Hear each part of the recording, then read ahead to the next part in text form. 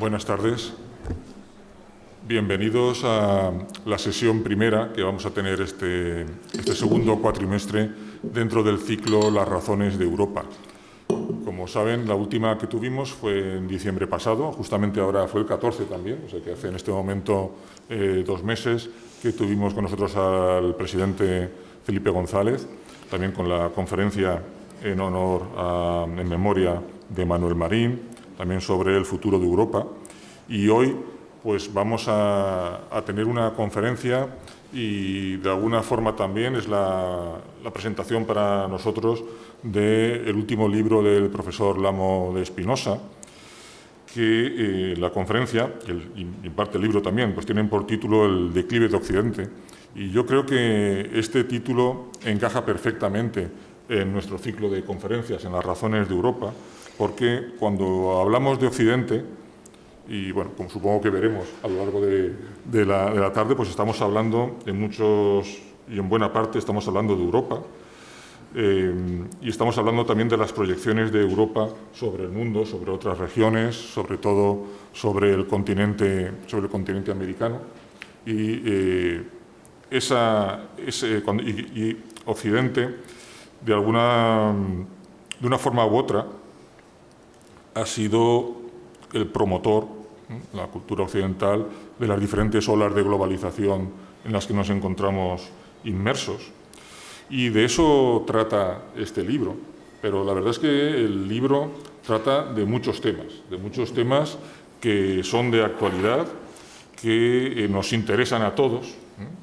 Es un libro muy interesante, es un libro que nos estimula, porque al mismo tiempo que trata de temas que nos atañen en el día a día cotidiano, también nos invita a la reflexión. Entonces, también nos invita a tomar una cierta distancia sobre ellos para poder entenderlos mejor. Y es un libro muy completo, es un libro diverso y es un libro que comprende tantos temas tan interesantes y tan amplios que seguramente muchos de los capítulos del mismo podrían ser motivos de un libro por sí solos y desde luego motivos de dar varias conferencias. Podríamos tener una serie de conferencias sobre los temas de los que habla entre águilas y dragones. Es cierto que todos somos conscientes de que la globalización está creando problemas de gobernanza, de gestión del mundo en su conjunto, porque la mayor interdependencia y la interrelación entre los distintos países a nivel mundial, por los efectos de desbordamiento, de interacción que tienen las políticas entre los países, pues cada vez esto genera también mayores problemas para intentar buscar soluciones coordinadas. Y, de hecho, también somos todos conscientes de que muchos de los problemas en los que nos encontramos actualmente, como es la propia crisis climática, problemas medioambientales, problemas como las migraciones, el cambio en las fuentes de energía y, desde luego, pues la propia pandemia, los problemas sanitarios cada vez tienen una naturaleza más global y esto está influyendo en la forma en cómo el mundo está organizado, está influyendo también en muchos aspectos sobre las cadenas de suministro y eso también de nuevo afecta a la producción, afecta a la geografía, por decir los efectos sobre la localización de la actividad económica a nivel mundial y está generando, como veremos también, pues eso, efectos de deslocalización y actualmente repensarnos en otras, conforme la globalización va evolucionando, pues otros problemas de relocalización y de acercamiento de nuevo a veces de la actividad económica entre áreas geográficas a nivel mundial y todo esto, claro, tiene efectos no solo económicos, sino que tiene también efectos militares y tiene efectos, claro, de geopolítica, hablando de forma amplia. Y bueno, pues para eso ya tenemos con nosotros a Emilio Lamo de Espinosa, y justamente para presentarle tenemos con nosotros hoy también a una profesora de la Universidad de Valencia, una profesora de la casa, que es Petra María Pérez Alonso Geta. Ella es catedrática emérita de Teoría y de Antropología de la Educación en nuestra universidad, premio extraordinario de licenciatura, diferentes premios de investigación, ha sido directora del Instituto de Creatividad e Innovaciones Educativas también de nuestra universidad, directora del Departamento de Teoría de la Educación. Y bueno, Cecilio, que hay que presentar al ponente. Unas cuantas cosas más y muchas publicaciones y persona muy respetada y muy querida en la casa. Sí, sí. Entonces, voy a pasar a cederle ya la palabra para presentar al ponente. Muchas gracias. Muchas gracias, Cecilio. Bueno, gracias. Pienso que el profesor Lamo de Espinosa, con un currículo abrumador, no necesita presentación. En esta que es su tierra y aquí en la universidad, ya que no en vano se encargó de la elaboración de la Ley de Reforma Universitaria, la famosa LRU. Sí me gustaría detenerme brevemente en la calidad de su condición humana, centrándonos como punto de partida en dos de las actividades fundamentales que señala Hannah Arendt: trabajo y acción. De su trabajo universitario podríamos señalar su doctorado en Derecho con premio extraordinario en la Universidad Complutense, la ampliación de estudios en la Universidad de California, Santa Bárbara, becado por la Fundación Juan March, y el segundo doctorado en Sociología, después de haber trabajado ni más ni menos que con Habermas. A su regreso a España, ganó las oposiciones primero de profesor titular y después de catedrático de Sociología de la Universidad Complutense. Y ha sido profesor visitante en numerosas universidades, tanto españolas como extranjeras. En cuanto a su labor investigadora, ha publicado 23 libros y más de 140 monografías científicas, teniendo reconocidos 6 sesenios investigadores y 6 docentes, que ya le digo que para los que estamos en la universidad eso es mucho.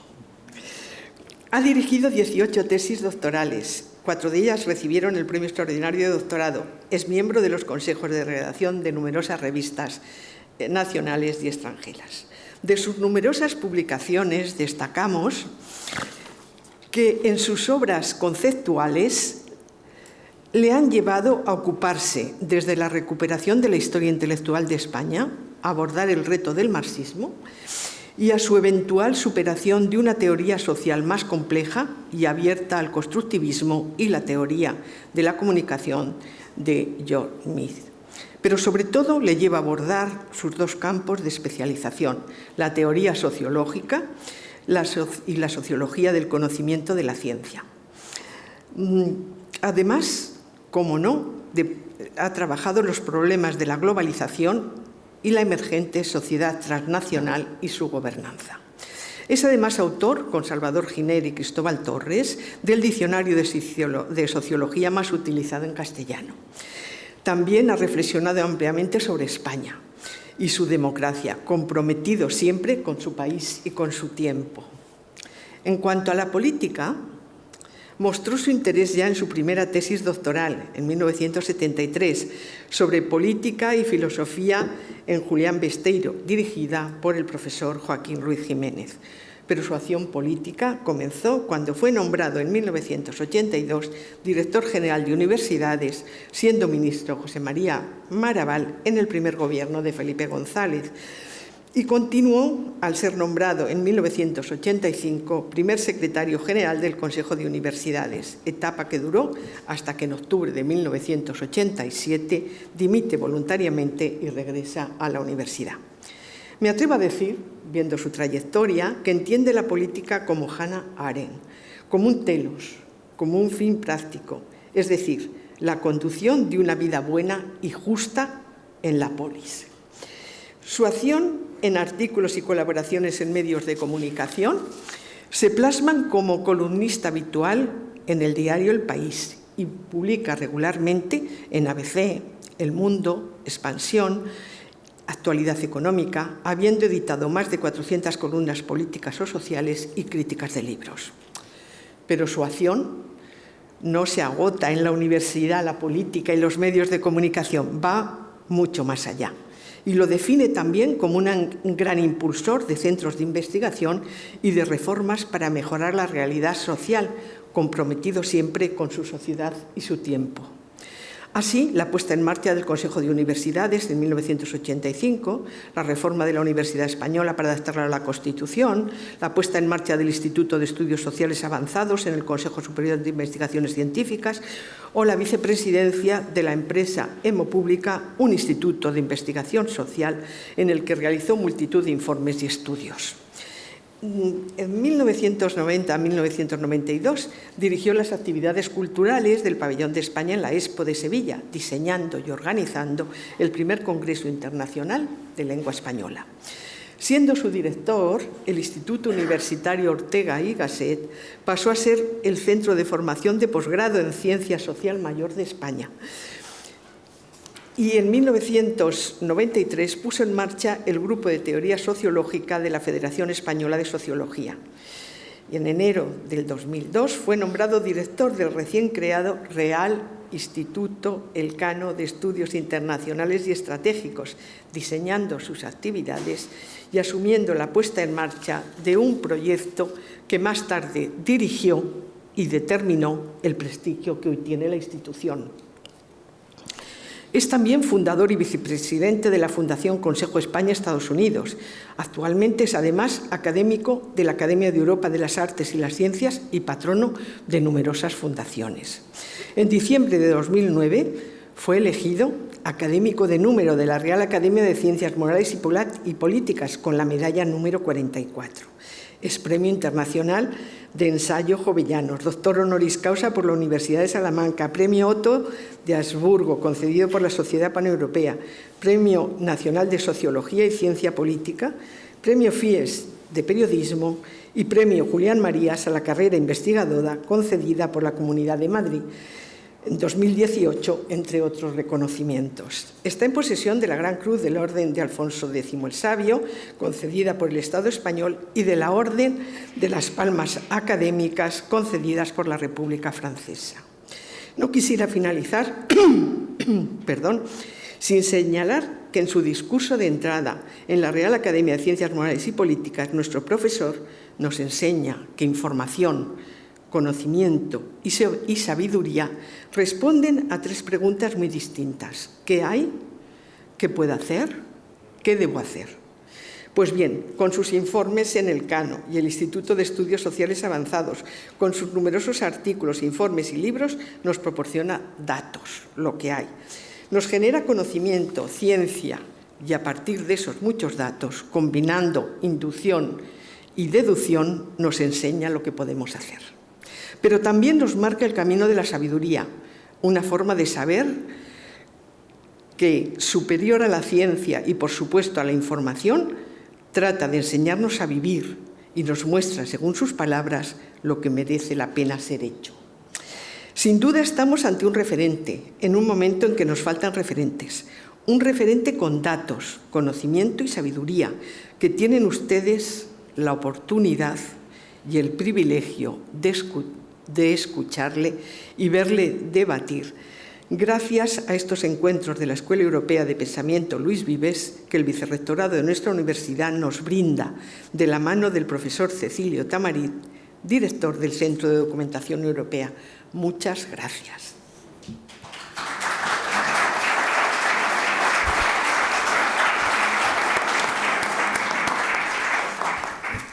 Es difícil intervenir después de esta presentación en la que casi no me reconozco. Lo único que la conclusión que saco es que qué mayor soy, porque si habré hecho todas esas cosas. Muchísimas gracias, Petra, gracias, Cecilio, buenas tardes a todos. Un placer y un honor regresar a Valencia, la tierra, efectivamente, de la familia. Mi padre era valenciano y todavía tenemos casa aquí cerca, en Requena. Regresar a la universidad, que también es mi casa, y con mayor alegría para presentar un libro, que siempre es un motivo de satisfacción, ¿no? Un libro que actualiza, que es el resultado de una doble perspectiva, en parte de un doble gorro, parte sociólogo, parte analista de relaciones internacionales, y de una larga experiencia, 20 años, algo más de 20 años, dedicado al tema de las relaciones internacionales, periodo durante el que publiqué 2 libros previos que en buena medida se recogen y se actualizan en este, uno que publiqué con ocasión de la guerra de Irak, Bajo puertas de fuego se llamaba, y otro que publiqué más adelante, un libro colectivo con un equipo excelente que se titulaba Europa después de Europa, y en este efectivamente hay muchas ideas de aquel libro Europa después de Europa. Bien, yo pretendo hacer una presentación del libro y la primera parte la dedicaré a tratar de exponer algunas de las preguntas a las que he tratado de dar respuesta en el libro. 4 o 5 preguntas que me parecen fundamentales. Y luego expondré lo que a mi entender es la estructura profunda de la argumentación del libro, que es una estructura, estructural, subyacente, lo que explica lo que está pasando, lo que mejor explica lo que está pasando y lo que seguirá pasando, porque no ha dejado de parar. Empiezo con las preguntas que trato de contestar. Quizás la primera, desde luego, sobre Europa, ¿no? Durante 3 o 4 siglos, aquí en Europa se ha escrito la historia del mundo. Se ha escrito la historia de América, hay que ir al Archivo de Indias a Sevilla para encontrárselo, se ha escrito la historia de África, se ha escrito la historia de Asia. Europa, sin embargo, se suicidó en 2 guerras civiles que fueron las guerras mundiales, fueron guerras civiles europeas, se suicidó y ya no es capaz de liderar como en el pasado. Y hoy se enfrenta más bien al riesgo de que se inviertan las tornas y sean otros quienes escriban nuestra propia historia como nos ocurrió a ellos en el pasado. Este es el dilema central que me ha llevado a escribir este libro. ¿Será la Unión Europea capaz de tomar su propio destino en sus manos, como nos ha combinado Angela Merkel hace algunos meses? ¿Será capaz de hablar el lenguaje del poder, como nos dice con una frase muy rotunda Josep Borrell? Esta es la primera pregunta. La primera pregunta, Europa en el mundo. La segunda, sobre la globalización. La globalización es un dato indiscutible, ha unido a todos los pueblos de la Tierra como nunca jamás en la historia. Por vez primera en la historia de la humanidad podemos decir que tenemos una única historia global. Esa es la realidad, ¿no? En todo caso, como consecuencia de eso, hay cada vez más problemas globales que se escapan a la capacidad de acción de los Estados. Lo hemos sentido con el cambio climático, lo seguimos sintiendo con la pandemia del COVID, pero afecta a muchos otros temas: energía, migraciones, sistema financiero, terrorismo global, proliferación nuclear, un largo etcétera de cuestiones que son globales y que los Estados no pueden aisladamente abordar. La pregunta es cómo gestionar problemas globales, cómo podemos coordinarnos cuando el multilateralismo está en sus horas bajas, cómo gobernar la globalización. La gran pregunta probablemente del siglo XXI es esta: ¿cómo vamos a gobernar la globalización? Tercera pregunta, que a mí me ha interesado mucho y me sigue interesando, que afecta a la globalización, pero desde el punto de vista de la cultura, un tema pocas veces analizado, ¿no? El mundo es una inmensa coctelera de religiones, de lenguas, de creencias, de sensibilidades, de gastronomías, de ritmos musicales, de estilos de pictóricos, etc. Una coctelera, pues, de viejas culturas y civilizaciones. Y la pregunta es, ¿caminamos hacia una civilización global, en un mestizaje universal? ¿O más bien caminamos, como nos dijo, por ejemplo, Huntington, hacia un multiculturalismo más acentuado, un conflicto de civilizaciones que tendríamos que solventar buscando una alianza de civilizaciones, como han sugerido algunos? Por decirlo de otro modo, se ha interrumpido o incluso se ha invertido la dinámica occidentalizadora, europeizadora de los últimos siglos. ¿Está Occidente y su cultura en retirada? Esta es una pregunta que me interesa mucho. Cuarta pregunta. Lo vemos a diario, lo estamos viendo. Estados Unidos ya no quiere asumir la responsabilidad del liderazgo mundial. No lo quiere asumir, no, le cuesta. Y los espacios que va dejando, en Oriente Medio, en Asia, son ocupados por China o por Rusia. Caminamos, pues, hacia un G2, como se ha dicho, una especie de entendimiento entre Estados Unidos y China, una China-América, como se ha dicho, o más bien caminamos, como dicen otros, hacia un G0, en el que ninguna de las dos grandes potencias quiere asumir la responsabilidad de proveer bienes públicos globales. Es decir, por hacer una metáfora, entramos en el cuartel general de la humanidad y está vacío porque Estados Unidos se ha ido y China todavía no ha entrado. Y ahí no hay nadie. Es decir, en última instancia, ¿quién manda en el mundo? Si es que manda alguien. porque a lo mejor no manda nadie, estamos, digamos, abandonados de la mano de Dios. Y quinta y última pregunta, ¿qué puede hacer España? ¿Qué podemos hacer España, los españoles, en este nuevo mundo westfaliano de grandes potencias, enormes potencias, hablaré de ello, con una Unión Europea que no acaba de encontrar su papel y no define sus posiciones ni hacia Rusia, ni hacia China, ni siquiera hacia Estados Unidos? Tenemos hoy en España, por ejemplo, una política exterior, o más bien tenemos varias políticas exteriores, una la formal, la oficial, otra oficiosa, que la gestiona Podemos, la gestionaba el vicepresidente, eventualmente el expresidente Zapatero, varias en conflicto, como vemos, por ejemplo, en relación con América Latina, o vemos en relación con el Sáhara, o vemos en otros campos, por ejemplo, la reforma laboral. Es decir, en el fondo no tenemos una política, sino varias políticas, lo cual ciertamente no da mucha seguridad. Como digo, estas son algunas de las preguntas que trato de responder en este libro. Y voy a exponer la segunda parte con ayuda de un PowerPoint, tratando de abordar, como decía, el elemento estructural, los elementos de profundidad que explican el cambio en este momento en el mundo. Bien, y quizás lo primero, cuando nos planteamos la situación que todos sentimos en relación con el entorno global, la primera palabra que se nos viene a la cabeza es confusión. Estamos desorientados. Aquello que decía Ortega, no sabemos lo que nos pasa y eso es lo que nos pasa. Pues estaba muy bien pensado, no sabemos lo que nos pasa, ¿no? Y eso es consecuencia de que estamos en un punto de inflexión. Y los puntos de inflexión se caracterizan porque te desorientan. Es decir, los humanos proyectamos el pasado hacia el futuro, a eso lo llamamos experiencia, y es una estrategia muy razonable de reducción de incertidumbre, probablemente la mejor que tenemos.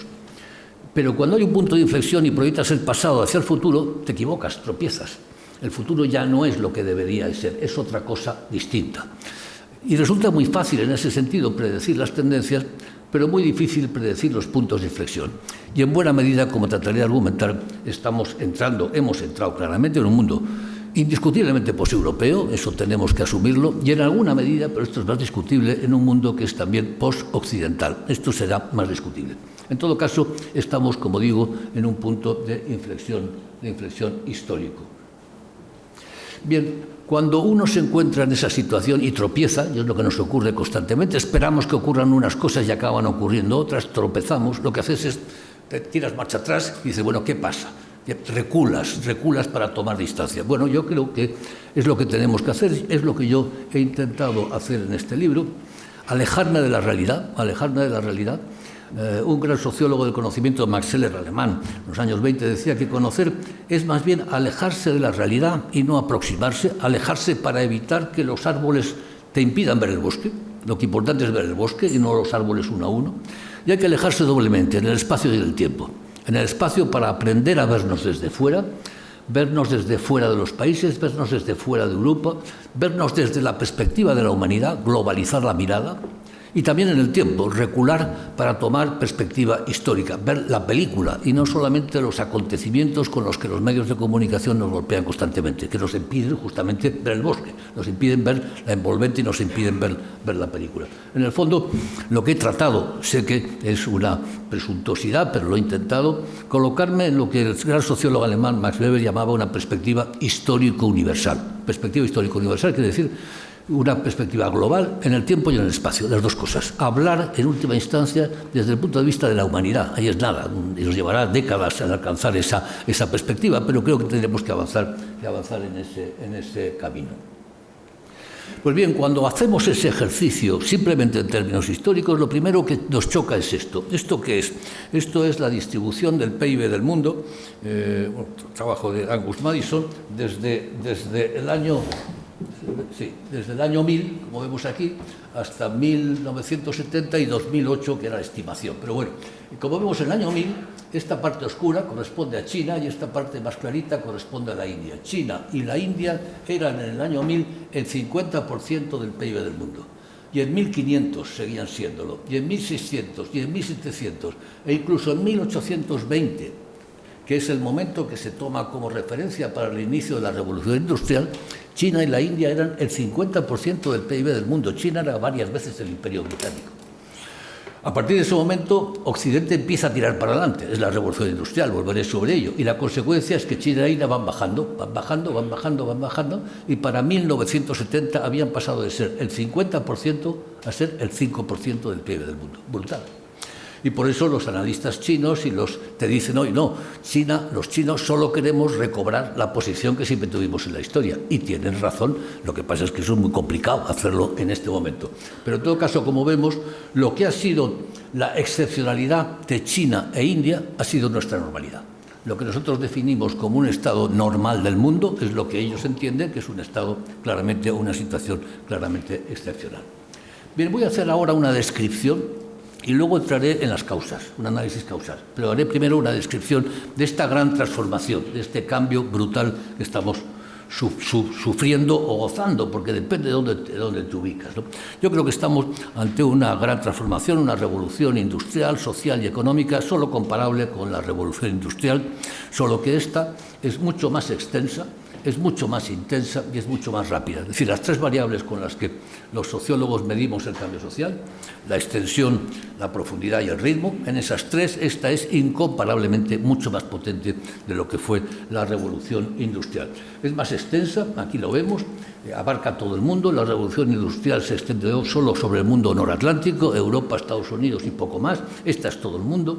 África incluido, por supuesto. Algunos de los países que más están creciendo en los últimos años son países africanos. En este momento África está creciendo más deprisa que lo está haciendo Asia. Por tanto, se ha incorporado plenamente a África a todo este proceso globalizador.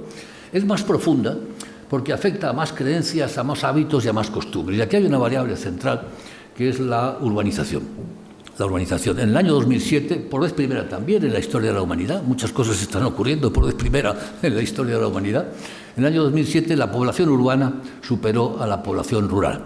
Y ese proceso urbanizador continúa acelerado, pero de un modo enorme, literalmente brutal. Naciones Unidas estima que para el año 2030, pasado mañana, como quien dice, habrá en el mundo no menos de 40 ciudades de más de 10 millones de habitantes. De más de 10 millones de habitantes. Yo no sé si habéis oído hablar de la ciudad de Wuhan, donde comienza la pandemia. Yo debo decir que no tenía ni la más remota idea, no había oído hablar de Wuhan jamás, pero era una ciudad de 10 millones de habitantes, de 11 millones creo que tienen en este momento. Pues habrá 40 de 10 millones de habitantes y 60 de entre 5 y 10.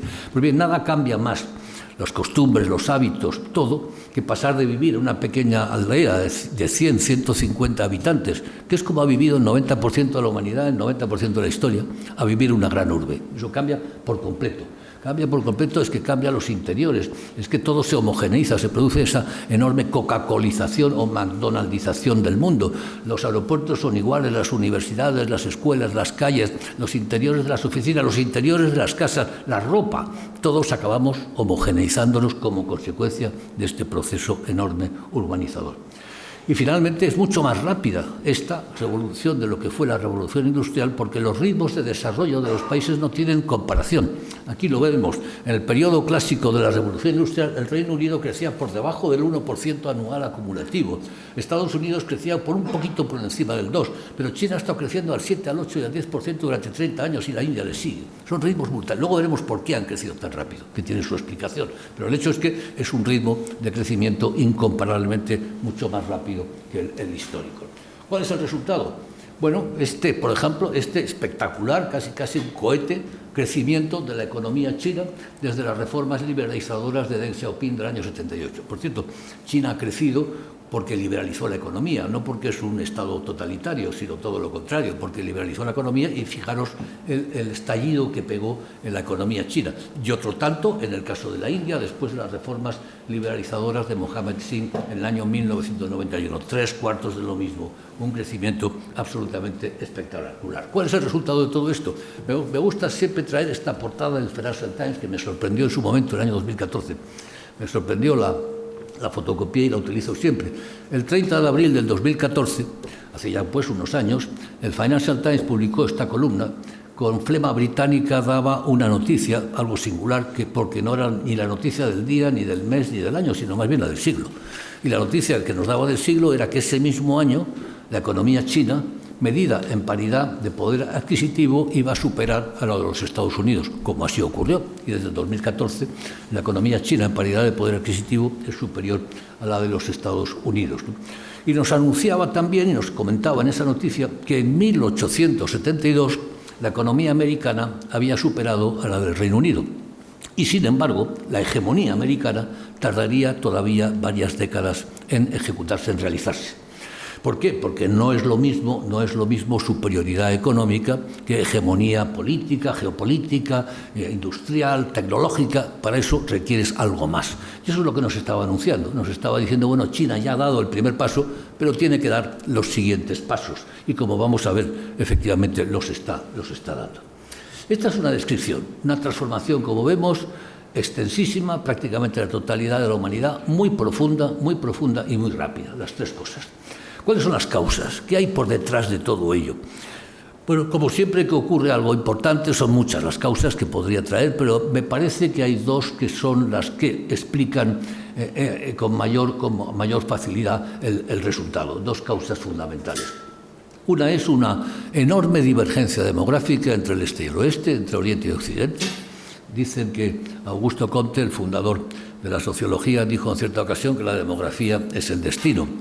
No es verdad, no lo dijo, es una leyenda urbana, lo hemos buscado en sus obras y no lo hemos encontrado en ningún sitio, pero si no lo dijo debió de decirlo, porque es verdad, la demografía es el destino. Lo que pasa es que como cambia todos los días y poquito a poquito nunca es noticia y nunca acabas de enterarte, es como lo de la rana, cuando te enteras ya te ha sobrepasado, ¿no? Por lo tanto, primero, divergencia demográfica, veremos los datos, y en segundo lugar, una convergencia tecnológica. Las dos cosas, divergencia demográfica y convergencia tecnológica. Veamos la divergencia demográfica. Este es un cuadro que todos los occidentales, bueno, todos deberíamos de tener en la cabeza grabado, porque es lo más importante que hay, ¿no?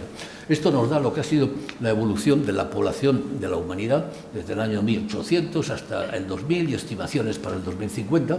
Como vemos, hasta el año 1900 creció poco, del 900 al 1950 ya creció algo más. En 1950 había unos 3.000 millones de habitantes en el planeta. Para el año 2000, 50 años más tarde, los 3.000 habían pasado a ser 7.500. Para el 2050 se estima que estaremos por encima de los 9.000. Es decir, en solo un siglo, de 1950 al 2050, la población humana habrá pasado, en números redondos, para acordarnos, de 3.000 a 9.000 millones de habitantes. De 3.000 se ha multiplicado por 3. Esto es brutal. Esto es brutal. La presión que eso supone sobre todo tipo de recursos es enorme, enorme. Pero tan importante como ese crecimiento de la población es el hecho de dónde se ha dado. Porque, como vemos, esta línea azulita clara es la que corresponde a los países desarrollados. Nada. Todo ese crecimiento se ha dado fuera del mundo desarrollado. Se ha dado, esa es la divergencia demográfica a la que aludía anteriormente. ¿Cuál es el resultado? Este cuadro. Europa era el 25% de la población del mundo no hace tanto. Cuando mi padre paseaba como un niño por las calles de Valencia, era un 25%. Cuando yo nazco a mediado del siglo pasado, no es el 25%, pero es el 20%. Bueno, pues no está mal. No es 1 de cada 4, pero 1 de cada 5. Pero en este momento es el 7% y descendiendo. Asia es y seguirá siendo 60%. África pasará a ser un 20-22%, el crecimiento demográfico de la África subsahariana es espectacular en los próximos años. Es decir, hay un desequilibrio enorme. Cuando hacemos un gráfico nos encontramos con esto. China y la India y el resto del mundo, pequeños países, por aquí y por allá, pequeños países, pero a su vez, ¿cuáles son los países que rodean a China y la India? Indonesia, Brasil, Pakistán, Nigeria, Bangladesh, Rusia, México, como vemos, Vietnam. Nigeria tendrá, se estima, 800 millones de habitantes para finales de siglo, un crecimiento fuera del área desarrollada, ¿no? Convergencia tecnológica. Bueno, esta divergencia demográfica no sería especialmente importante si Europa, Occidente, conservara el monopolio de la tecnociencia que tuvo durante 200 años, pero ya no es así. Y lo que se está dando es un proceso de convergencia tecnológica. ¿Qué quiero decir con ello? Quiero decir que, bueno, los humanos copiamos, todos tenemos la capacidad de copiar, es una capacidad innata que todos tenemos. Copiamos por ello a quien ha inventado un procedimiento menos costoso, más eficiente y más sencillo. Es lo que en términos económicos se ha dado a llamar la ventaja de llegar el último, es decir, saltas desde la retaguardia tecnológica a la vanguardia tecnológica, incorporas las tecnologías de última generación y no tienes que pasar por todo ese camino. Ha ocurrido muchas veces en la historia, Alemania copiando a la Inglaterra victoriana, Japón, el G8, los tigres asiáticos.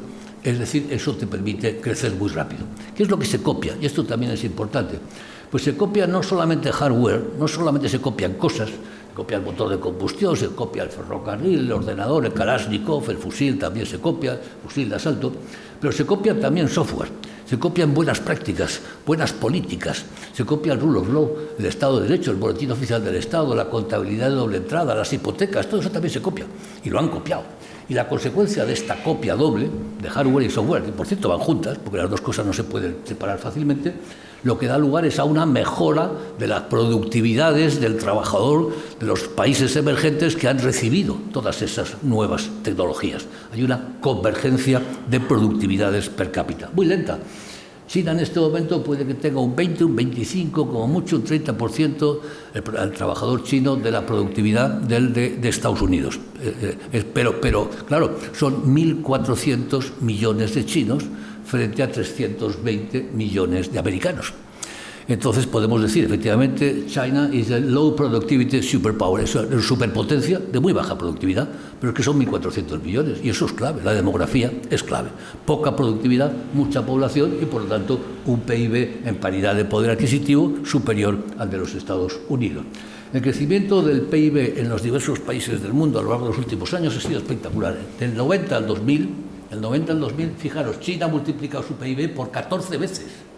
14 veces. El mundo lo ha hecho por 2 veces y media. La India lo ha hecho 4 y pico, 4 y medio, doblando su población. A pesar de que la India ha doblado su población, el PIB ha crecido 2,5 veces. Los países desarrollados, ¿en cuánto hemos crecido? Pues aquí lo vemos, por debajo del 2%, la mayoría de ellos. ¿Cuál es el resultado? Las potencias demográficas se transforman en potencias económicas. Esto es la lógica de las cosas. En la medida en que aumenta su productividad, las potencias demográficas se transforman en potencias económicas. China, en paridad de poder adquisitivo, es la mayor del mundo. La India es la tercera, ha superado a Japón. Aquí aparece Indonesia y Brasil. Y se tiende a equilibrar población y PIB. Es decir, veamos, la India es el 7% del PIB del mundo en este momento, pero es el 17% de la población. Pues bien, se estima que para el año 2050 la India será el 15% del PIB del mundo, habrá subido del 7 al 15. A Europa le pasa exactamente lo contrario. Europa es el 15% del PIB, pero solo el 7% de la población y se estima que para el año 2050 será el 9% del PIB del mundo. Se ha producido un ajuste. China está ya prácticamente ajustado y Estados Unidos probablemente será la única excepción, siendo solamente el 4% de la población del mundo, actualmente el 17% del PIB. Pero fíjate, USA después de la Segunda Guerra Mundial era el 50% del PIB del mundo, era el 50%, ahora es el 16% y bajará al 12%. Produce una lógica convergencia. Las potencias demográficas se transforman en potencias económicas, también en potencias políticas. ¿Por qué? Pues porque tienen capacidad de compra o no, pueden comprar o vender, pueden conceder préstamos, hacer negocios, hacer inversiones o no, y lo hemos visto constantemente. Es decir, un ejemplo es este, ¿dónde está aquí?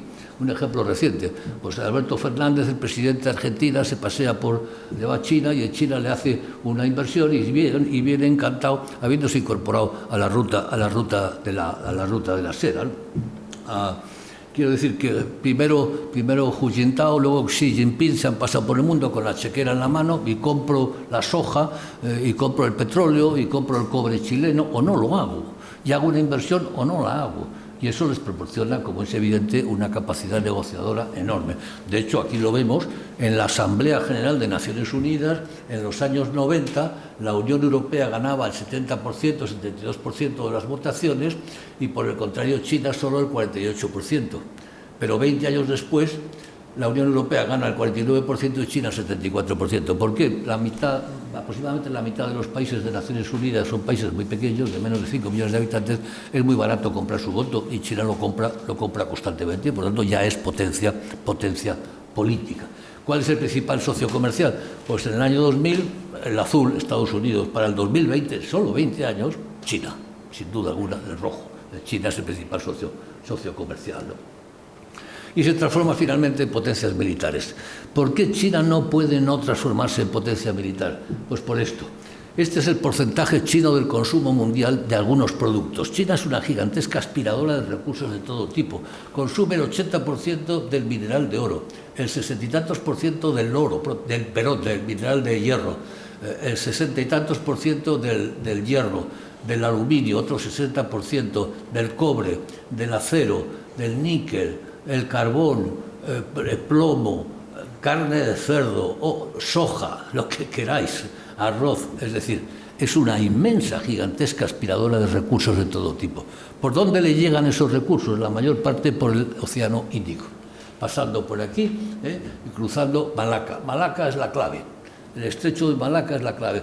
El 90% del transporte del comercio mundial es comercio marítimo, esto es importante, y pasa por aquí, en buena parte, y concretamente por Malaca. Malaca es el punto de estrecho. Quien controla Malaca, controla China, controla la economía china. Bueno, ¿qué es lo que está haciendo China? Pues está construyendo una armada oceánica para asegurarse las rutas de suministro a través del Índico. ¿Y qué necesita para la logística de esa armada oceánica? Pues construir bases militares en la costa del Índico, lo está haciendo en Pakistán, lo está haciendo en la costa africana. Lo cual no es nada chocante, porque es lo mismo que han hecho los americanos y antes los británicos durante el siglo XIX y XVIII y antes españoles y portugueses en el XVI y el XVII. Construimos armadas oceánicas que nos aseguran el suministro y el comercio marítimo y bases militares para asegurar eso. Esto es básicamente el argumento de fondo. Potencias demográficas que se transforman en potencias económicas como consecuencia de procesos de convergencia tecnológica y que se transforman inmediatamente en potencias políticas y en potencias militares. Esta es la dinámica. ¿Cuáles son las consecuencias que han tenido todo esto? Pues bien, la consecuencia agregada, y empiezo a terminar, es muy positiva. Antes de la gran recesión, gracias en buena medida a este proceso, a esta globalización, el mundo tenía más salud, más prosperidad, más libertad, menos pobreza, más educación y más igualdad. No es poca cosa. Tienen más salud. La esperanza de vida se ha multiplicado de 25 a 70 años. Para los que tenemos más de 70 años, pues no es broma. Esto es algo verdaderamente importante, pues se ha multiplicado. Esto es el mejor indicador que hay de todo. El PIB per cápita ha crecido como un cohete, aquí lo vemos. Este es el crecimiento del PIB per cápita. La democratización, bueno, ha habido un proceso de democratización extraordinariamente acelerado después de la caída del muro de Berlín, extraordinariamente acelerado, aquí lo vemos. Los países que son autocracias cerradas, como vemos, se han mantenido y han crecido las democracias perfectas, las imperfectas y los regímenes híbridos, pero los autoritarios se han mantenido constantes. Es cierto que en los últimos años ha habido cierto descenso, ya llevamos casi 15 años. Hace pocos días Freedom House hizo el último informe y ya ha habido un nuevo descenso, pero todavía hay más países free que países not free, muchos más, y sigue habiendo más. El índice de desarrollo humano, que es un indicador más cualitativo que el PIB, pues como vemos ha mejorado también.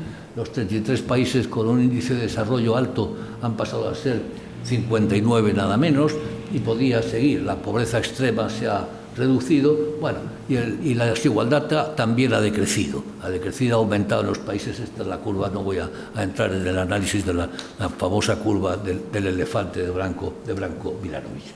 Esta es un poco la explicación sustantiva, como decía, estructural, ¿no? Termino con algunos comentarios, regresando ahora a la geopolítica, digamos, de la infra a la superestructura, por utilizar el viejo lenguaje. ¿Qué ha generado? Bueno, estamos claramente en un mundo neo-westfaliano, de las presiones de Kissinger. En primer lugar, tenemos unos Estados Unidos que declinan relativamente, y lo saben. De ahí que mi libro se llame El declive, no la decadencia. El libro clásico de Spengler era La decadencia absoluta de Occidente. Yo creo que no estamos en decadencia necesariamente, pero sí en declive relativo. Estados Unidos declinan relativamente. China es cada día más asertiva, más segura de sí misma, más volcada hacia afuera. La tensión entre China y USA, un país emergente, una potencia emergente y una potencia declinante, lo que en teoría del juego se llama la trampa de Tucídides, recordando al viejo historiador griego de las tensiones entre Atenas y Esparta. Son muy peligrosas porque en esas condiciones de trampa de Tucídides la potencia declinante tiene siempre la tentación de hacer la guerra a la emergente para evitar que la supere. Y de hecho hay estudios históricos de docena y media de casos históricos de trampas de Tucídides y la mayoría de ellos dieron lugar a guerras. Por lo tanto, tenemos que tener mucho cuidado, ¿no? Pero en todo caso, esa tensión es la que articula las relaciones internacionales totales, no hay la menor duda. Biden lo ha dicho claramente en varias ocasiones. Nuestra prioridad es el Índico, nuestra prioridad es China, esa es nuestra prioridad. No quiero, por eso me voy de Afganistán. Y bueno, ahora Putin le obliga a meterse en Europa, pero no quiere hacerlo. Y por eso ha dicho que no va a entrar en guerra en ningún caso. Rusia es una potencia regional. Pensar que el PIB de Rusia es un poquito inferior al de Italia. Nadie pensaría que Italia es una gran potencia. Pues bueno, Rusia tampoco es una gran potencia. Lo que pasa es que es muy agresiva, es muy asertiva, pero es una potencia sobrevalorada que sabe aprovechar los vacíos de poder. Y allí donde hay un vacío de poder, mueve las fichas con mucha habilidad. Putin es un hombre inteligente, es una especie de condottiero, un príncipe italiano maquiavélico que sabe que se mueve por criterios de realpolitik y mueve las fichas muy bien. La Unión Europea estamos aprendiendo, yo diría, a balbucear el lenguaje del poder, no sé si hablarlo. Claramente la crisis de Ucrania está poniendo de manifiesto la enorme dificultad de la Unión para hablar con una sola voz. La India está esperando turno y África subsahariana está, como decía, en un enorme y inmenso estallido demográfico. De modo que, por resumir, un mundo claramente multipolar, con varios polos de poder, pero una multipolaridad asimétrica. Todavía es mucho más potente Estados Unidos que China, sin la menor duda, por tanto es multipolar pero asimétrico. Asiático, el centro de gravedad del mundo, la economía, la población se ha ido a Asia, pero no multilateral. ¿Qué quiero decir con ello? Que no tenemos instituciones multilaterales que nos puedan ayudar a organizar el mundo de acuerdo con el rule of law, con un derecho internacional, etc. No tenemos eso, seguimos, bueno, como siempre, en relaciones de poder, pulsos de poder, a ver qué se lidian entre las grandes potencias, como ocurrió. Es decir, podríamos decir que esta es una paradójica europeización del mundo. Hemos proyectado y transformado la vieja Europa westfaliana de los siglos XVII, XVIII y XIX en un mundo westfaliano. Yo creo que con esto, Cecilio, por lo que hace a la presentación, me he pasado de hablar, quizás un poco de más, y podemos pasar a la segunda parte, a un diálogo con vosotros, con ustedes, con Cecilio, con quien os parezca. Muchas gracias.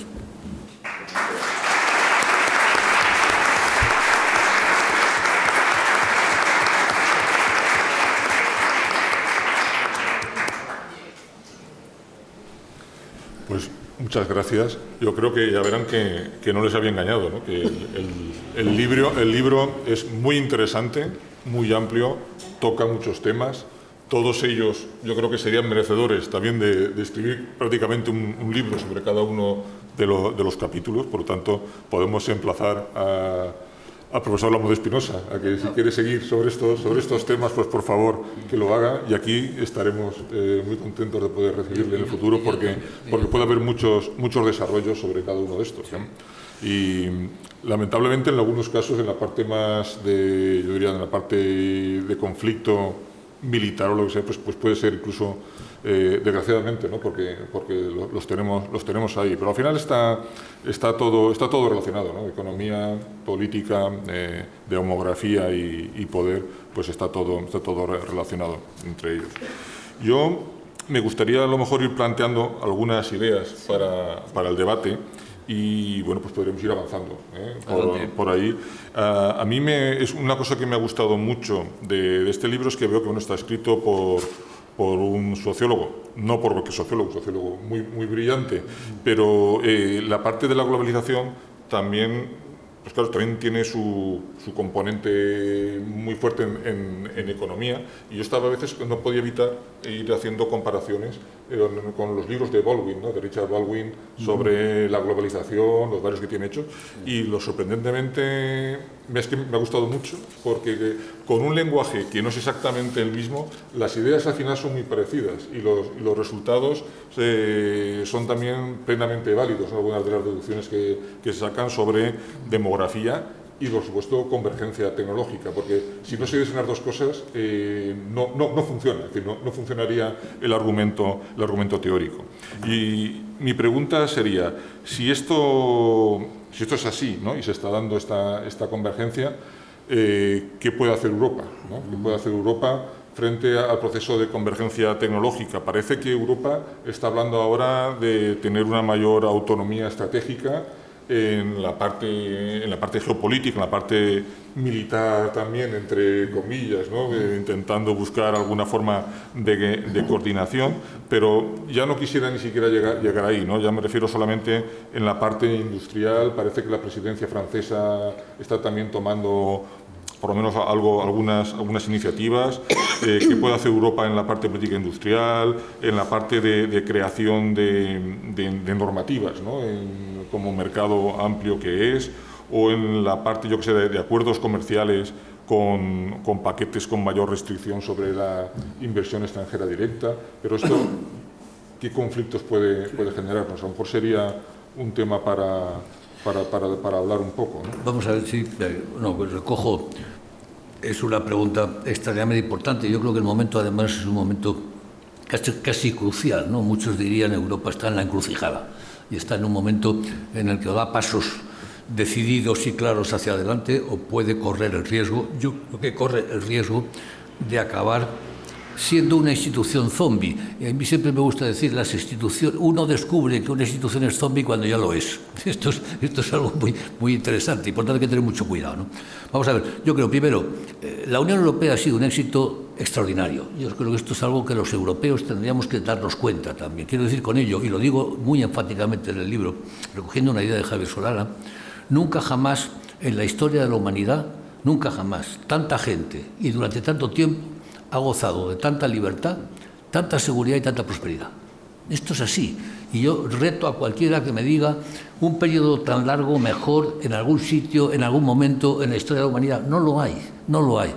Hemos sido muy afortunados, Bien, por lo tanto, eso es fantástico y mucho cuidado con estropear cosas que han venido funcionando. ¿Qué es lo que ha hecho bien? Bueno, evidentemente, el modelo funcionalista, queremos intereses, que la economía tire de la política, etcétera, en buena medida ha funcionado. Y la verdad es que hemos conseguido pues, una unidad razonable y un éxito económico extraordinario, como decía anteriormente. La unidad política no se ha conseguido y es más, estamos más bien, yo creo, caminando marcha atrás. Yo creo que el momento de mayor optimismo de unidad política fue cuando discutimos el borrador del Tratado Constitucional en el 2004, que fracasó y fracasó como consecuencia del rechazo francés, no lo olvidemos, fue Francia la que lo rechazó y desde entonces el proyecto, más que caminar en una línea federal, confederal, estamos reestatalizando y lo que vemos en los últimos tiempos y concretamente como consecuencia de la pandemia en todo el mundo, pero también en la Unión Europea, es que cada vez pesa más el Consejo y menos la Comisión y hay un proceso de reestatalización. Al final la Unión empieza a ser un tratado internacional más y no lo que era inicialmente. Pero en fin, en todo caso, donde estamos teniendo serios problemas y tropezando claramente y no avanzamos es en los temas de política exterior y política de seguridad. Ahí estamos absolutamente empantanados y bueno, y de eso se está aprovechando claramente Putin y Rusia y nos está poniendo en el disparadero y Francia va por un lado con Macron y Alemania, pues la Alemania está llena de contemporizadores y partidarios de una nueva Ostpolitik y el Reino Unido va por libre, por supuesto, y a su vez Italia también se entiende con Putin y se entiende con los rusos y aquí cada uno va a lo suyo y esta idea tenemos el veto además para la política exterior, no tenemos una industria de defensa común, a la hora de transitar, digamos, de elaborar una política de seguridad una política exterior, no tenemos con qué respaldarla, porque no tenemos un sistema de seguridad con el que pueda respaldar esa política exterior. En definitiva, no estamos avanzando, más bien yo diría que retrocediendo, y eso me preocupa. ¿Qué solución tiene eso? Pues en el corto plazo hacer lo que hemos venido haciendo siempre, que al final es abrazarnos al Big Brother americano y decir, por Dios, sácame de apuros, que es lo que estamos haciendo en este momento, que lo volvemos a hacer una vez más, ¿no? Que es decirle, bueno, que venga a Estados Unidos y que me saque del apuro. No fuimos capaces de estabilizar Libia, no fuimos capaces de estabilizar Siria o Irak, no estamos siendo capaces de estabilizar la frontera del este, desde los Bálticos hasta el Cáucaso, no estamos siendo capaces de estabilizar la frontera del Mediterráneo. Europa tiene dos fronteras y la del sur tampoco la estamos estabilizando. Quiero decir con ello que realmente tenemos un serio problema en Europa. Es cierto que ha habido avances, la idea de autonomía estratégica se avanzó por Federica Mogherini y está ya en las discusiones. Pepe Borrell ha sacado esta idea del Strategic Compass, la brújula estratégica, que puede ser un elemento interesante de unificación. La realidad es que cuando te encuentras con alguien que no tiene mucha fuerza detrás, pero que usa con osadía la que tiene, como es el caso de Putin, la Unión Europea gasta en defensa 3 veces más que Rusia. Esto no lo sabemos. Nosotros gastamos en defensa 3 veces más que Rusia, pero cada uno va por libre. Hay como 1,5 de carros de combate, otro tanto de cazas, etcétera, etcétera. Cada industria de defensa es distinta, los sistemas de armas no se entienden los unos con los otros. Es decir, no tenemos un ejército europeo, tenemos 27 ejércitos westfalianos, que en el fondo, frente a una amenaza como la de Putin, pues son claramente inútiles, ¿no? Creo que tenemos un serio problema. Tenemos que unirnos. La conclusión es, Europa no tiene más futuro que uniéndose. En la actual división acabarán otros escribiendo nuestra historia, como comenzaba diciendo. De hecho, ya están empezando a escribir nuestra historia. Esa es la realidad. Pues no olvidemos, del 45 a la caída del muro de Berlín, Europa estuvo colonizada por 2 potencias extraeuropeas. Eso no se dice. Pero la historia de Europa durante la segunda mitad del siglo pasado dependía o de Estados Unidos o de la Unión Soviética, no de los europeos. Cada uno ocupaba la mitad de Europa y la historia de Europa dependía de esos dos. Bueno, pues volvemos a entrar en esa misma dinámica. Sí.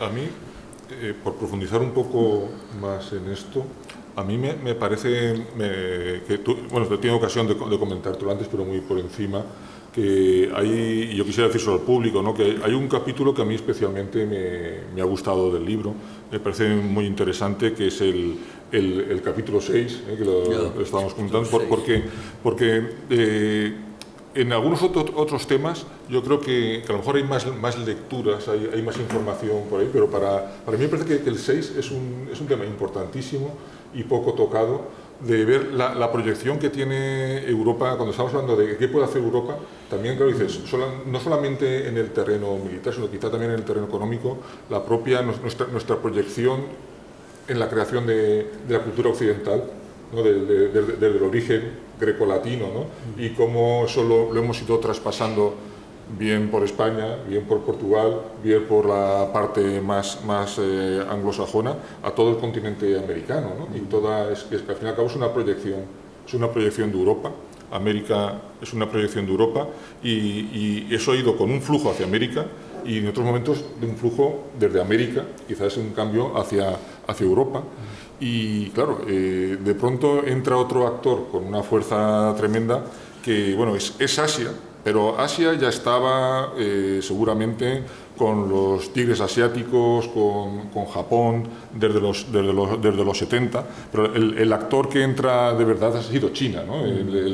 Y eso lo ha cambiado todo el orden mundial. Entonces, me gustaría conocer más tus reflexiones sobre cuando hablamos de Occidente y quizá también hablar qué consideras en el libro, bueno, ya lo parece, pero qué consideras Occidente, porque ni siquiera a lo mejor todas las personas tenemos claro de lo que estamos hablando cuando hablamos de Occidente. Entonces, ¿qué consideras Occidente tal como aparece en tu libro y cuál podría ser la labor también de Europa con el continente americano para consolidar a Occidente frente a Asia? Bueno, y cuando digo Asia me estoy refiriendo sobre todo a China, porque yo creo que China está en el centro de todo. Bueno, el capítulo 6 es sobre América Latina y la tesis que en él defiendo es que en el fondo el término América Latina es el correcto, aunque muchos compañeros lo rechazan.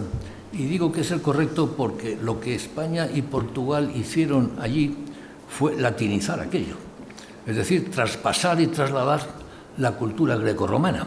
Eso es lo que hicimos, por decirlo de un modo más, lo mismo que los españoles, los iberios, los españoles no existían. Fuimos romanizados y Roma entró y acabamos hablando latín vulgar, que es lo que estoy hablando en este momento, y nuestro derecho es el derecho romano, y nuestra religión dominante es la religión que era oficial en el Imperio Romano, que es el cristianismo, y un largo etcétera. Y seguimos utilizando las calzadas romanas y los acueductos y los puentes, y decir, ya, somos romanos. Zubiri decía una cosa muy bonita, decía, no, los griegos y los romanos no son nuestros clásicos, nosotros somos romanos. Y es una idea que yo comparto, somos romanos del siglo XXI, somos la herencia esa.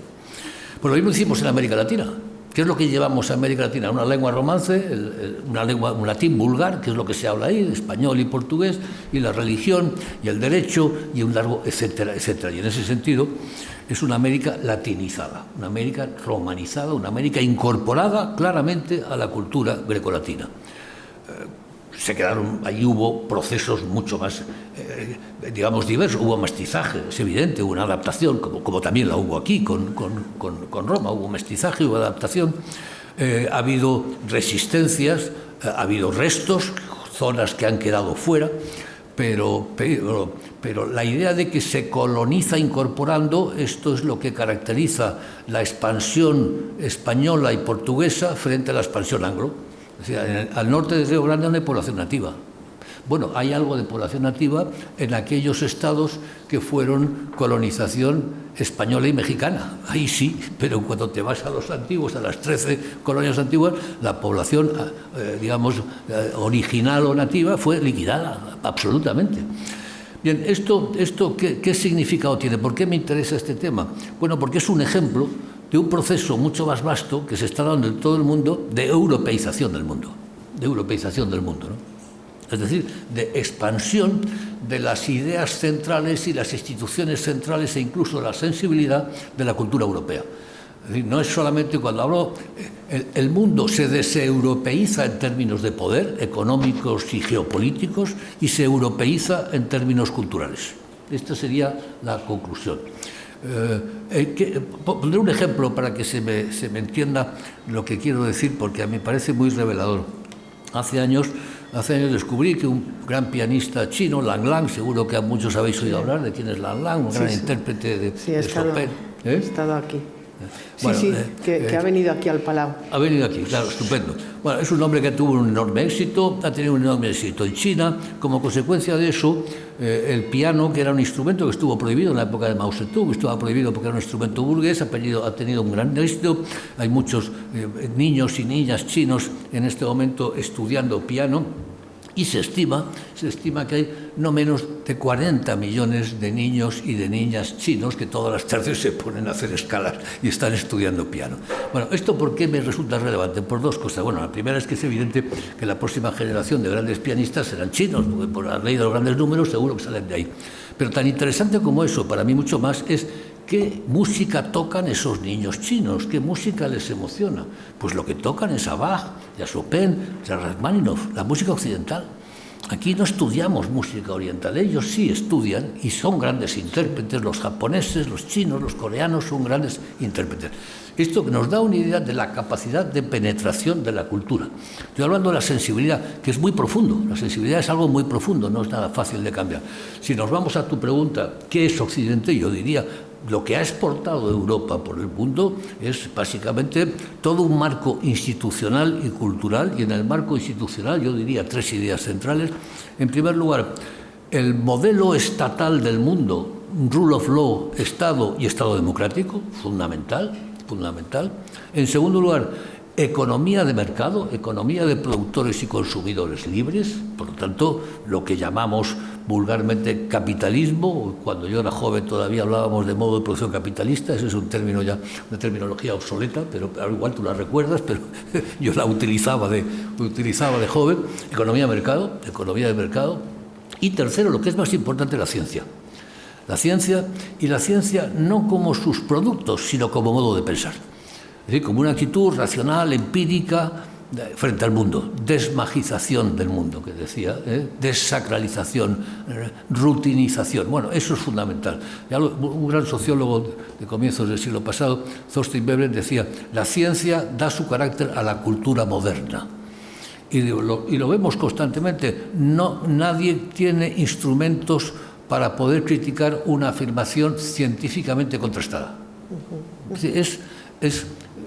Él decía, bueno, es como el Papa, hablando ex cátedra. Cuando la ciencia te dice esto es así, eso es ex cátedra. Y no hay modo. Pues bien, ese modo de pensar hoy no se enseña o se aprende solamente en Cambridge o en el MIT, y se aprende igual en Beijing y en África del Sur y donde vayas. Es un modo usual de pensar, el modo usual. Recuerda que Ortega y Gasset, cuando le preguntaba qué era Europa, decía: Europa es la ciencia. Europa es la ciencia. Y esa probablemente es la gran aportación europea a la historia de la humanidad, es la institucionalización de la ciencia, la invención de cómo inventar, que eso es lo que hay detrás, el descubrimiento de cómo descubrir sistemáticamente, que eso es literalmente lo que es la ciencia, ¿no? De modo que sí, yo creo que ahí es la clave, y esos elementos son los elementos que permiten hablar de que globalización no implica en absoluto desoccidentalización. Continúa habiendo un proceso de europeización muy profundo. Y lo vemos, insisto, en los modos de vestir. El exotismo ha desaparecido. Hace 40, 50 años podíamos viajar por el mundo e ir a lugares exóticos. Ya no hay lugares exóticos, son lugares que están clasificados como patrimonio de la humanidad, que nos enseñan, los tour operators nos dicen cómo tenemos que verlo, a qué hora hay que ir, etcétera. Están perfectamente, es un paquete, están empaquetados, ya no hay exotismo, ni en los modos de vestir, tampoco los interiores de las casas se homogeneizan. Estuve viendo el otro día una película japonesa, bueno, pues me sorprendió en esa película japonesa, la habréis visto, en fin, muchas. Pues los interiores de las casas domésticos pues podían ser los de Madrid, o los de Valencia, o los de cualquier otro sitio, ¿no? Eso es un proceso de europeización cultural e institucional muy, muy potente. Y el caso de América Latina es el primero de toda esa dinámica. Me preguntas, ¿cómo va a reaccionar eso frente a China? Yo creo que la ventaja que tenemos en China frente a Rusia es que China no quiere exportar su modelo. Esto es importante. Rusia exportaba su modelo y quería imponerlo, y tenía partidos comunistas que nos decían: no, vamos a traer aquí el modelo soviético. China no está interesada en eso. China está interesada en comerciar, en obtener, en comprar, vender y punto, pero no está interesada en exportar su modelo. Piensa que es su modelo y que no tiene, que cada cual tendrá el suyo. No tiene esa capacidad expansiva que tenía la antigua Unión Soviética. Bueno, pues yo quisiera también preguntar, vamos a ver, la cultura occidental no se entiende sin el triángulo antropológico que supone Grecia-Roma y la cultura judeocristiana. No se entiende. No se entiende. Surge la democracia en un momento y en un tiempo cuando realmente esa cultura pues da lugar a esto. Se exporta la democracia, el libre mercado, como has dicho, la ciencia, el pensamiento racional. Y sobre esa gran base, que ahora con la globalización, como bien dices, pues va adelante, no hay motivos de esperanza para el futuro, para Europa, en el sentido de, bueno, pues todo eso es muy importante. Y todo eso, pues van cogiendo estructuras democráticas, porque eso es una exportación de la cultura occidental. Ahora mismo todos los países con unas democracias más o menos, los que quieren estar ahí, pues los derechos humanos, todo esto. Yo de cara al futuro, porque claro, oyéndote, pues un poco entras un poco de pesimismo, ¿no? Entonces, ¿qué piensas de cara al futuro? Todo eso no va a dar unos frutos o le va a dar a Europa unas posibilidades. Vamos a ver, yo creo que en el terreno moral, en el terreno, digamos, societal, eso sí funciona y podemos exportar el sermón de la montaña, y podemos exportar la idea de que todos somos iguales, y podemos exportar la idea de que las mujeres merecen el mismo trato que los hombres, y no someterlas como siguen estando en medio mundo, y que la esclavitud hay que eliminarla como todavía existe en algunos sitios. O sea que allí hay mucho que hacer, y eso se está haciendo, y yo creo que funciona, con dificultades es evidente, pero que funciona. Pero cuando hablas de los escenarios geopolíticos globales macro, la historia ha sido siempre la historia de gigantes que se entienden en relaciones de poder, agónicas. El poder es relativo, esto es algo, la economía no, como sabemos la economía es un juego de suma positivo, todos podemos ganar o todos podemos perder, y a veces ocurre. El poder es agónico, es un juego de suma cero, si uno gana poder el otro lo pierde, inevitablemente, y estamos en esas relaciones. Y el mundo macro se mueve lamentablemente en esos términos, y yo creo que yo en ese sentido soy maquiavélico, es decir, sigo a Maquiavelo, trato de ver cómo son las cosas y no cómo deben de ser, y cuando trato de ver cómo son las cosas lo que veo son relaciones de poder. Y por lo tanto, bueno, pues yo y otro, amigo, enemigo, smitiano, esto es un frente, y esta es la realidad en el nivel macro. ¿Qué le vamos a hacer? ¿Cómo se podría solucionar eso? Es evidente que en la medida en que los países se articulan internamente como democracias, se vuelven mucho más porosos hacia afuera, se entienden en términos de comercio, buscan el rule of law, buscan consensos y buscan acuerdos. Por lo tanto, si me dijeras cuál es el camino para evitar esa westfalianización del mundo en la que estamos, yo te diría el mejor camino, sin duda, es democratizar los países. Se ha dicho muchas veces, y en buena medida es verdad, las democracias no se hacen en la guerra. No es del todo cierto, hubo una guerra hispanoamericana, por cierto, entre dos democracias, que no se nos olvide, pero en buena medida sí es cierto, ¿no? Las democracias no se hacen en la guerra. Si Rusia fuera una democracia, no tendríamos el problema que tenemos en Ucrania. Si China llegara a ser una democracia, como en algún momento pareció que caminaba en esa dirección, y esta es una de las grandes preguntas del siglo XXI, estaríamos todos mucho más seguros, y los Estados Unidos estarían más seguros, y la tensión esa geopolítica en la trampa de Tucídides se ablandaría mucho, ¿no?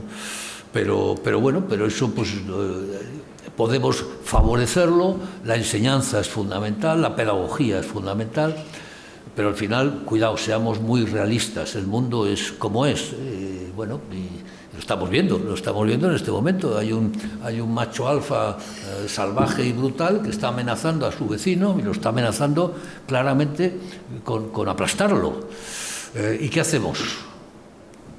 Pues si me preguntas qué hace la Unión Europea, te diré, en los pasillos de Bruselas siempre hay una broma de que Bruselas está siempre deeply concerned, we are deeply concerned, estamos profundamente preocupados.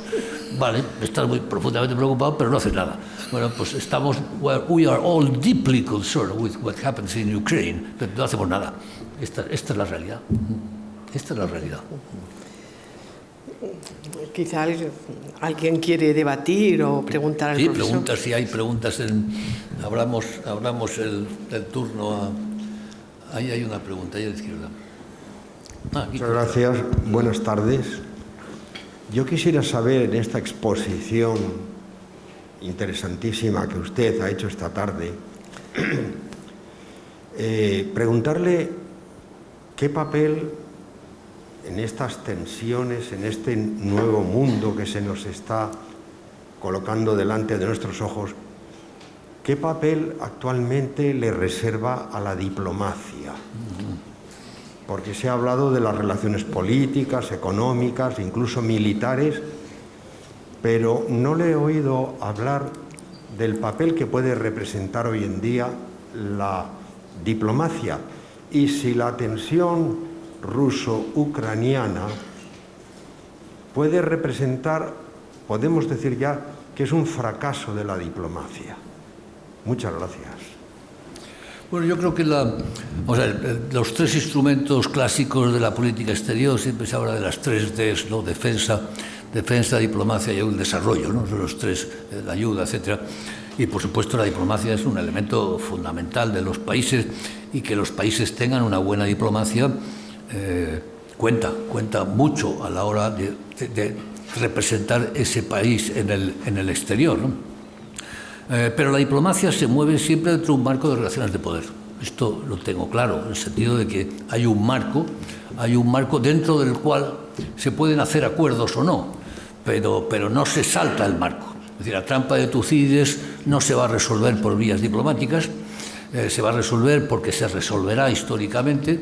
La diplomacia puede suavizar eso, pero no lo va a resolver. La tensión que ha planteado Putin en este momento frente a Ucrania y frente a Europa y frente a Estados Unidos, que es un pulso claro de poder, estamos tratando de resolverlo por medios diplomáticos, bueno, y a lo mejor al final se acaba resolviendo, porque claro, las soluciones siempre serán diplomáticas o militares, pero en el fondo, si hay una solución a ello, será dentro de un marco de relaciones de poder. En ese sentido, la diplomacia es relevante, pero creo que establecer y definir ese marco de relaciones de poder es más importante que la diplomacia. Pondré un ejemplo: Europa, ¿cuántos diplomáticos tenemos, cuántas embajadas tenemos los europeos por el mundo? Varias veces lo de Estados Unidos, varias veces lo de China o Rusia. Sin embargo, nos encontramos con una crisis y no somos capaces de solucionarla, porque la diplomacia no basta. Es decir, Putin puede ningunear a la Unión Europea y enviamos como diplomáticos a los mejores representantes, y va Macron y ni lo recibe, no lo recibe ni el ministro de Exteriores, se molesta en acudir al aeropuerto a recibirlo, y cuando llega ahí lo saluda así de lejos a 10 metros, en fin, y lo humilla. Es una humillación lo que hemos sufrido. Bueno, esto es aquello que decía Stalin, ¿no? Cuando le decían cuidado con que el Papa puede condenar esto, lo otro, y preguntaba ¿cuántas divisiones tiene el Papa? Pues ¿cuántas divisiones tiene Macron? Pues no tiene ninguna división, pues no me interesa. O sea, las relaciones de poder, no nos engañemos, han sido siempre y seguirán siendo, desgraciadamente, esenciales. Por eso Europa, tiene razón Borrell, tiene que aprender a hablar el lenguaje del poder. Tenemos que aprender a hablar el lenguaje del poder. Si queremos defender nuestras libertades, y no digamos si queremos extenderlas, pero defender nuestras libertades. El gran filósofo alemán Hegel decía una cosa que a mí siempre me ha impresionado. Decía Hegel, la dialéctica del amo y el esclavo, en la fenomenología del espíritu, solo es libre quien está dispuesto a arriesgar su vida por defender su libertad. Quien no está dispuesto a arriesgar su vida por defender su libertad ya está dejando de ser libre, porque se va a encontrar seguro con alguien que sí está dispuesto a arriesgar la suya en contra de él. Bueno, pues este es el tema de los europeos. Los europeos tenemos que ser conscientes de que si queremos defender nuestra libertad, tenemos que defenderla armada. Si vis pacem para bellum, esto es así. Tenemos que estar preparados para combatir si queremos realmente ser hombres libres y mujeres, y defender nuestra libertad. Por lo tanto, dejemos de buenismos. Está muy bien todo eso. Eso es fundamental, es importante. Pero la realidad es esa. Y al final te sale, pues eso, un bully, un batón, como este, que teniendo la tercera parte de los recursos que tenemos nosotros, y bueno, y una parte ínfima del sustento económico y de la capacidad económica, siendo un petroestado que depende por completo del precio del gas y del petróleo, esto lo sabemos todos, bueno, pues te echa un pulso y te lo gana. Perdón, porque me he puesto un poco emotivo. Hola, buenas tardes. Muchas gracias por la conferencia. Tenía una pregunta sobre esta teoría demográfica del poder internacional que has puesto, ¿no? Y la capacidad un poco de cómo nos puede ayudar un poco a anticipar el futuro, ¿no? Porque me ha llamado un poco la atención los datos, ¿no? Porque si no estoy equivocado, las proyecciones de Naciones Unidas para la población de China a partir de 2030 es que va a empezar a decrecer, se va a empezar a reducir. Sí. Entonces, no sé hasta qué punto eso puede reajustar el futuro de las relaciones internacionales. Gracias. No, sí, es verdad. No, eso está visto. China es de los pocos países, vamos, el único que empieza a decrecer demográficamente antes de ser rico. Normalmente esperan, ese es el ITER, ¿no? Y China no. Es cierto que está estabilizada, están empezando ahora a promover de nuevo la natalidad después de la política del hijo único que les produjo esta situación. Y bueno, y en ese sentido China ya no está cobrando lo que se llama el dividendo demográfico. El dividendo demográfico es el hecho de que en los procesos de transición demográfica hay un momento en que tienes pocas personas mayores porque la mortalidad es alta, pero empiezas también a tener pocos hijos porque la natalidad está bajando. Entonces tienes mucha población activa y poca población pasiva, y tienes unos años, 15, 20 años, de que cobras el dividendo demográfico. Luego la cosa se vuelve a estabilizar, Pero en China ya ha pasado ese momento del dividendo demográfico. Bueno, eso va a dejar de ser 1.400 o 1.350 millones de habitantes en China. Pues no lo creo. Lo único que en lugar de crecer al 10, pues crecerán al 6 o al 7, pero todavía tienen 200 o 300 millones de personas por incorporar a la clase media. Eso es Estados Unidos. Estados Unidos son 320 millones.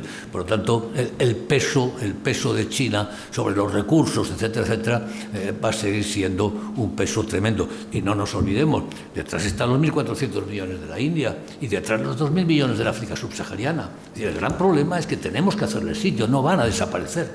Ni los chinos, ni los indios, ni los africanos van a desaparecer, están ahí y van a seguir. Y por lo tanto tenemos que buscar mecanismos para que ellos puedan incorporarse a un mundo razonable, sensato y equilibrado. Si no, habrá dictaduras, habrá conflictos, habrá guerras, es evidente. Por lo tanto, es responsabilidad nuestra como individuos ilustrados el establecer un mundo en el que puedan crecer al 3, al 4, al 5. El problema que tenemos con África, bueno, si no les ofrecemos ninguna posibilidad, la presión demográfica que hay desde el África subsahariana sobre el África árabe y del África árabe sobre la Europa, esa frontera, que es la mayor frontera de la humanidad, ahora lo comentaré, esa presión salta, como vemos, por donde puede. Antes saltó por Canarias, luego saltó por Lampedusa, por Italia, luego saltó con motivo de la guerra de Siria por el este, luego vuelve. Es decir, lo que ves es que es un modelo hidráulico, la presión está ahí y salta por donde puede. Bueno, tenemos que estabilizarla. ¿Cómo lo estabilizas? Con crecimiento económico, con regímenes razonables, no con dictaduras brutales y salvajes. Esa es nuestra tarea, y si lo hacemos, pues se quedarán en su sitio y no vendrán, ¿no? He mencionado la frontera sur de Europa. Un pequeño comentario, porque es un tema que es muy interesante, ¿no? El Mediterráneo no es un mare nostrum. El Mediterráneo hoy es la gran frontera de la humanidad, 4.000 kilómetros, 22 países norte y sur. Es una frontera religiosa y cultural enorme, entre el cristianismo al norte y el islam al sur. No se han llevado históricamente nada bien y sigue sin llevarse nada bien. Segundo, es una frontera política, con sistemas democráticos consolidados al norte y países autoritarios o fallidos al sur, y buena parte de ellos en este momento fallidos. Tercero, una frontera demográfica. La edad media al norte es 45, 46, 47 años de edad. Como sabemos, hay más abuelos que nietos en la Unión Europea. Esa es la edad. Al sur, en el mundo islámico, la edad media es 20, 21, 22, pero en la África subsahariana es 17, 18. O sea, el crecimiento demográfico de todo eso es brutal. Y finalmente, es la gran frontera socioeconómica del mundo. El diferencial de renta per cápita entre el norte y el sur del Mediterráneo es de los mayores del mundo. El mayor del mundo es el que hay entre las dos Coreas, que me parece que es de 1 a 30, entre Corea del Norte y Corea del Sur, el mayor. El segundo es entre Israel y vecinos. Y el tercero es el Mediterráneo, que es casi de 1 a 10, 3.000, 4.000 dólares de renta per cápita al sur, 30, 40, 50 al norte. Diferencial brutal, varias veces Río Grande. Por tanto, lo que pasa es que, gracias a Dios, entre comillas, es un mar. Porque si no fuera un mar, sería imposible de controlar. Por lo tanto, tenemos un serio problema ahí que lo tenemos que aprender. La Unión Europea tiene que aprender a estabilizar sus fronteras, como decía anteriormente, a estabilizar las dos.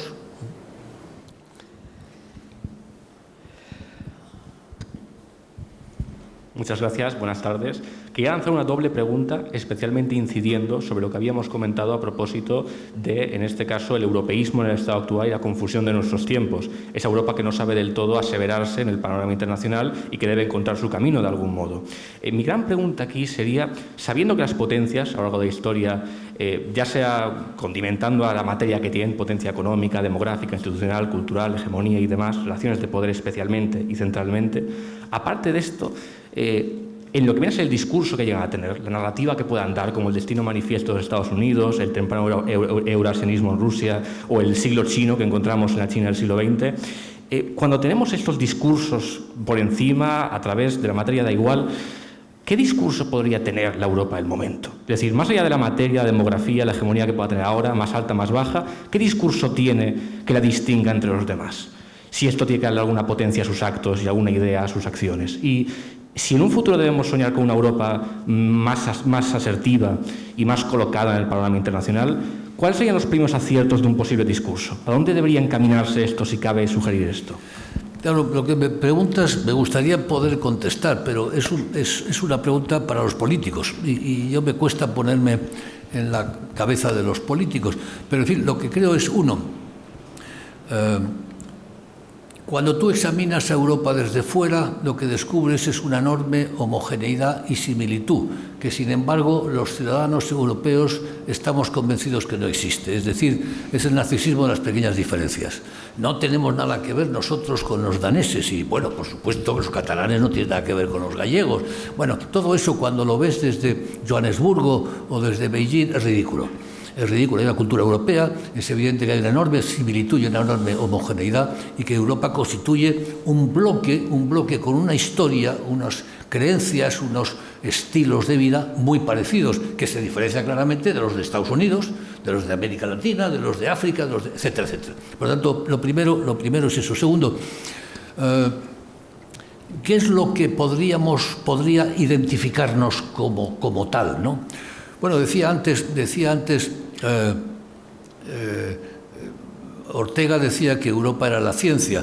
Podríamos darle la vuelta a Ortega. Europa es en buena medida cristianismo más ilustración. Yo creo que este es un poco las raíces fundamentales. Cristianismo, igualdad, el sermón de la montaña me parece fundamental. Esto es un poco el fundamento vivo. Todos somos iguales, todos somos por igual hijos de Dios. Esto es una idea esencial que brota a su vez y que la ilustración se reafirma. Y la Revolución Francesa, a su modo alocado y brutal, lo que trató era de imponer eso. Bueno, por tanto, esa es una idea. Y, por supuesto, libertad. La libertad es una sociedad libre, una sociedad tolerante, una sociedad abierta, una sociedad inclusiva. Hablábamos antes de la mujer, etcétera, etcétera. Hay un discurso en este momento muy tonto porque en contra del hombre blanco, heterosexual, etcétera. ¿Quién acabó con la esclavitud? Pues el hombre blanco. Y usted, hombre blanco, heterosexual, occidental, europeo, ese fue quien acabó con la esclavitud. ¿Quién le concedió a la mujer y aceptó, evidentemente, su plena incorporación? El hombre blanco, occidental, heterosexual, este que es el chivo expiatorio de todo, pero al final es el que lo hizo, ¿no? De modo que tenemos una historia, ¿cómo decirlo?, muy digna, podemos exhibirla. Y la prueba de que eso es así es que Europa tiene, en el mundo solo hay dos regiones que tienen soft power, es decir, capacidad de atracción potente. Una es Estados Unidos y la otra es Europa. Y eso se ve porque la gente vota con los pies. ¿A dónde quieren ir los emigrantes? No quieren ir a Rusia. No hay un Russian way of life. Oh, qué bien vivir en Moscú. Pues no, nadie quiere vivir en Moscú ni en Beijing. La gente sí quiere vivir en París, en Londres o en Nueva York. Hay un American way of life y hay un European way of life. Y eso se nota en el sentido de que es una sociedad de alta calidad. No hay la menor duda. Sociedad de alta calidad, con unos elementos de igualdad muy potentes. La sanidad universal. Esto parece broma. Lo damos también por descontado, pero váyase usted a Estados Unidos, te pones enfermo y lo primero que tienes que entrar con la tarjeta de crédito entre los dientes y te saquean en los primeros 10 minutos, pero en los primeros 10 minutos. Y aquí entras, te hacen de todo, te marchas a tu casa, después de 4 días te han hecho todo tipo de pruebas y no te han cobrado nada. Esto es maravilloso, esto es fantástico, pero literalmente fantástico. Pregúntenle a los emigrantes latinoamericanos qué opinan sobre eso. Ellos les darán la visión realista sobre eso, ¿no? La que tenemos nosotros. No, es que tengo listas de espera muy largas. Es verdad, tienes listas de espera muy largas, lo comprendo. Pero pregúntale a una emigrante colombiana o ecuatoriano qué opina sobre la sanidad en España, a ver qué es lo que dice. Lo que dice es que esto es jauja, que no se lo puede creer, ¿no? Que no se lo puede creer. Por lo tanto, ¿qué quiero decir con eso?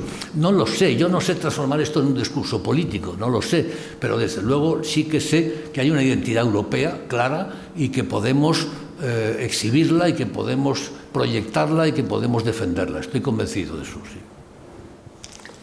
Vamos a ver, si alguien quiere hacer una pregunta más muy corta, podríamos hacerse, pero sería la última, ¿no? Sería la última. Vamos a terminar porque aún el programa. Pero tenemos ahora también aquí fuera luego hay un acto también de firma de libros y le apetece también al nuestro conferenciante invitado. Y yo creo que también habrá personas que querrán hacerlo, entonces bueno, pues se va a alargar un poco más. Pues yo creo que vamos a... Buenas tardes, muchas gracias. Mi pregunta es, todo este planteamiento, que me parece muy interesante, ¿cómo está afectado por el tema del cambio climático y los problemas energéticos? Bueno, yo creo que ese es uno uno de los problemas que nos han hecho a todos conscientes de que necesitamos gobernanza global. La pandemia inmediatamente y el cambio climático desde hace tiempo. Es decir, que necesitábamos gobernanza global ya lo sabíamos, pero no lo habíamos experimentado y ahora lo hemos experimentado en nuestras propias carnes con toda la preocupación que eso conlleva. Por lo tanto, eso sería mi primer comentario por el tema del cambio climático, que pueda producir trastornos enormes si no somos capaces de controlarlo, y no estamos siendo capaces de controlarlo en este momento, y que para que eso ocurra necesitamos que cuando menos los grandes países, las grandes potencias de las que llevamos hablando se pongan de acuerdo.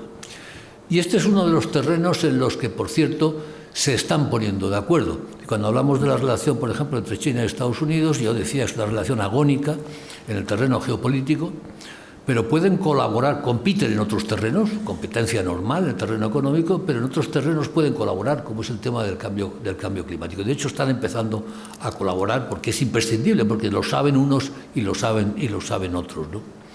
En todo caso, no olvidemos que en el tema del cambio climático, como en todos los temas de transición energética, hay un elemento tecnológico de extraordinaria importancia. Es decir, las situaciones son enormemente preocupantes dada una tecnología estándar, definida, rebus sic stantibus. Pero lo que sabemos es que cuando hay una circunstancia que incentiva la investigación de nuevas tecnologías, eso funciona, y funciona muy rápidamente. Con esto lo que quiero decir es que yo no excluyo que podamos, y de hecho empiezan a aparecer tecnologías que nos puedan resolver de un modo mucho más eficiente los problemas del calentamiento global. Lo que pasa es que no las tenemos, y como si no las tienes, por un principio de precaución elemental, tienes que actuar como si no las fueras a tener. Y por lo tanto, esto que estoy diciendo no es más que una esperanza para usted y para mí, en el sentido de que es bastante probable que eso cambie, o sea, que la tecnología no es rebus sic stantibus, sino que se produzcan technological breakthroughs y innovaciones importantes, pero en este momento no las tenemos, y por lo tanto es evidente que el cambio climático es un problema muy serio. Es uno de los problemas que interpelan a la gobernanza global, claramente. Muchas gracias. Pues con esto vamos a dar por terminado el acto de hoy. Dar las gracias a nuestro conferenciante y decirles que para aquellos de ustedes que estén interesados, a la salida se ha puesto una mesa de la editorial Espasa también para vender libros a aquellos que quieran seguir leyendo y conociendo más sobre todos estos temas de los que hemos hablado hoy. Y muchas gracias. Muchas gracias.